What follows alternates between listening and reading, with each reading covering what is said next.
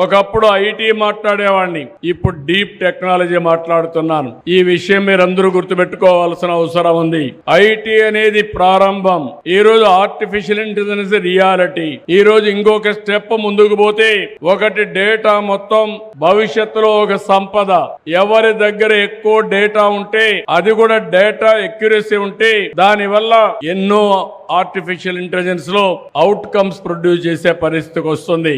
రెండోది ఇంకో పక్కన మీరు చూస్తే సెటిలైట్ ఉంది, ఐఓటీ ఉన్నాయి, డ్రోన్స్ వచ్చాయి, సెల్ ఫోన్ ఉన్నాయి, రియల్ టైం డేటా కలెక్ట్ చేసే పరిస్థితి వస్తుంది.